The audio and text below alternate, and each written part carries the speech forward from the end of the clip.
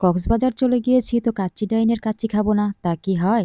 তো আর দেরি না করেই চলে গেলাম কাচ্চি ডাইনে কাচ্চি খাওয়ার জন্য। এখানের পরিবেশটা অনেক ভালো ছিল। দেখুন কতটা সুন্দর, সবকিছু গুছিয়ে রেখেছে। তো হ্যালো এভরিওয়ান, আসসালামু আলাইকুম। আজকে চলে আসলাম আমাদের গল্প পেজ থেকে নতুন আরও একটি ব্লগ নিয়ে। আপনারা সবাই কেমন আছেন অবশ্যই কমেন্ট করে জানাবেন। তো অনেকদিন হয়ে গেল কাচ্চি খাই না, তো ওকে রিকোয়েস্ট করলাম চলো আজকে কাচ্চি ডাইন থেকে কাচ্চি খেয়ে দেখি কেমন লাগে। তো আমি আর দেরি না করে কাচ্চি অর্ডার করে দিলাম এবং আমার মেয়ের জন্য ফিরনি নিয়েছিলাম, কারণ আমার মেয়ে ফিরনি খেতে অনেক পছন্দ করে। ও ঝাল এত খেতে পারে না। কারণ আমরা গত বছর যখন এসেছিলাম তখন আমরা এই ফিরনিটা টেস্ট করেছিলাম।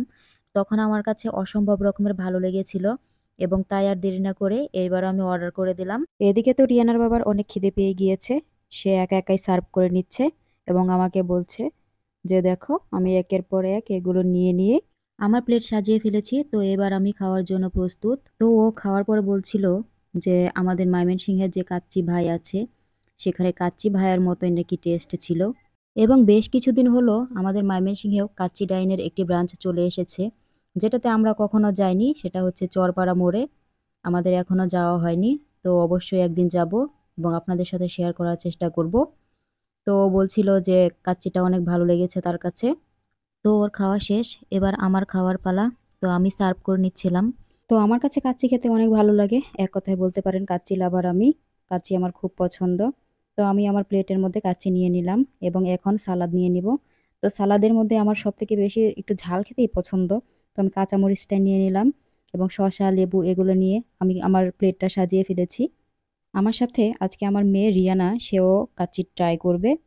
যেহেতু কাচ্চিটা একটু ঝাল ঝাল তবুও ওকে দেব, দেখি ও খেতে পারে কিনা। কারণ ওর জন্য আলাদা করে আমি ফিরনি নিয়েছি, তারপরে ওকে একটু দেব। ও না খেলে কি আর আমার চলবে? আমার একটা মাত্র মেয়ে বলে কথা। তো কাচ্চিটা অনেক ভালো ছিল, আমার কাছে অনেক ভালো লেগেছে কাচ্চি। এবং আমি আমার মেয়েকেও খাইয়ে দিচ্ছিলাম। আমার মেয়েটা অনেক দুষ্টামি করছিল, তাকে রাখা তো খুবই মুশকিল।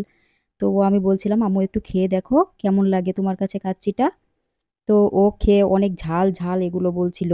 তো আমি বলছিলাম মাম খেয়ে নাও, মাম খেলেই তোমার ঝাল কমে যাবে। তো আমি রিয়ানাকে ছোটবেলা থেকেই বাসায় যেরকম ঝাল দিয়ে রান্না করি সেই তরকারিটাই আমি ওকে খাওয়ানো শিখিয়েছি। তো আমি ওকে ফিরনি খাইয়ে দিচ্ছিলাম, বলছিলাম আম্মু তুমি এটা খাও, এটা খেলে তোমার ঝাল কমে যাবে। তো আমার মেয়ে অনেক মজা করে ফিরনিটা খেলো এবং আমিও খেয়ে দেখলাম, আমারও অনেক ভালো লাগে ফিরনিটা। আর ফিরনির টেস্ট নিয়ে কিছু বলার মতো নাই, এক কথায় অসাধারণ। তো আমার এই ছোট্ট ভিডিওটি কেমন লাগলো অবশ্যই কমেন্ট করে জানাবেন এবং ভালো লেগে থাকলে লাইক কমেন্ট শেয়ার করে পাশে থাকবেন। তো এরকম কে কে করে থাকে, আমার কিন্তু এগুলো খেতে অনেক ভালো লাগে। দেখতেই পাচ্ছেন আপনাদের ভাইয়া কিন্তু নিয়ে নিয়েছে, এগুলো বাসায় যেয়ে আমরা খাবো। তো আজকের জন্য সবাই ভালো থাকবেন, সুস্থ থাকবেন। Tata, take care.